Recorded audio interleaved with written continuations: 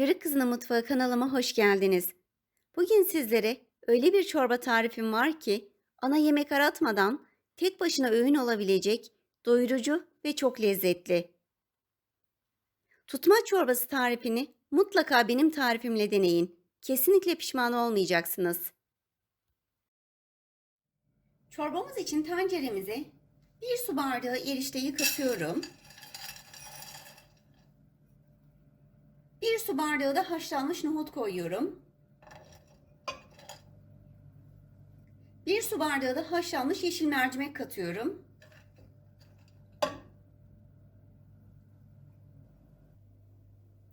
Üzerine 1,5 litre kadar su ilave ediyorum. Suyumuz sıcak bu arada. Ve erişteler yumuşayana kadar pişiriyorum. Su bardağı ölçüsü size fazla gelirse çay bardağıyla da ölçülendirebilirsiniz. Biz gerçekten çok sevdiğimiz için ben fazla yapıyorum bu çorbayı. Çünkü bizim evde içen 2-3 kaseden aşağı içmiyor bu çorbayı. Gerçekten çok lezzetli bir çorba.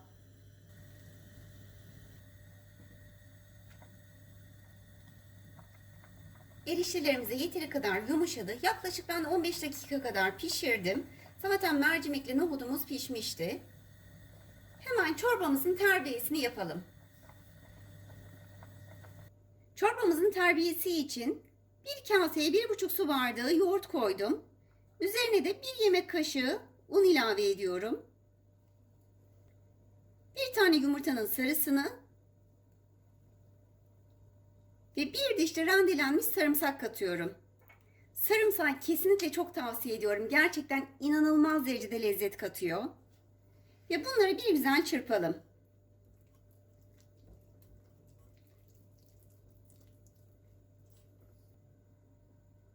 Pürüzsüz hale gelene kadar çırptım. Terbiyenin kesilmemesi için çorbamızın suyundan bir kepçe alıyorum ve terbiyeyi ılıtıyorum. Hemen hızlıca karıştırıyorum.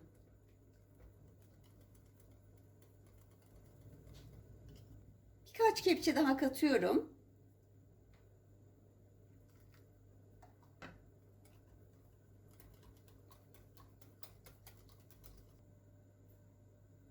Terbiyeyi hem ılıtmış olduk hem de inceltmiş olduk. Şimdi çorba ile birleştirelim.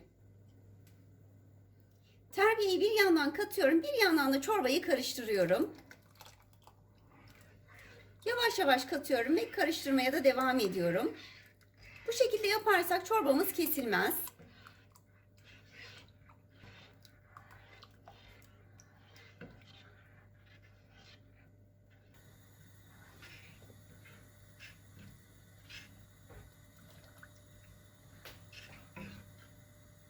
Kaynayana kadar da karıştırmaya devam ediyorum.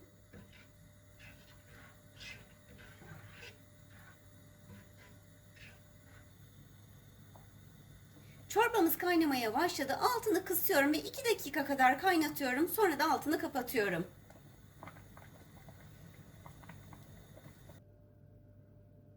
Çorbamızın sosu için tavaya 1 yemek kaşığı tereyağı ve 1 yemek kaşığı da sıvı yağ kattım ve eritiyorum.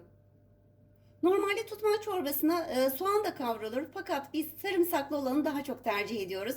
O yüzden ben sadece sarımsaklı yapıyorum. İsterseniz soğanlı da yapabilirsiniz. Eriyen yağımızın üzerine 1 tatlı kaşığı nane katıyorum. Naneyi çok yakmadan altını kapatıyorum.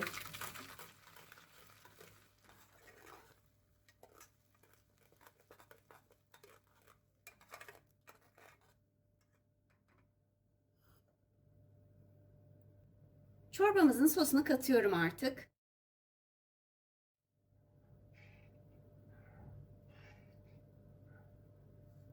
Ve tutmaç çorbamız hazır.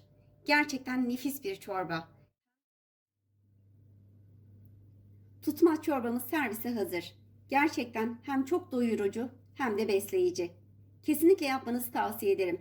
Daha sonraki videolarımda görüşmek üzere. Allah'a emanet olun. Kanalıma abone olmayı, daha sonraki videolarımdan haberdar olabilmek için zile basarak bildirimleri açmayı, beğenmeyi ve yorum yapmayı unutmayın.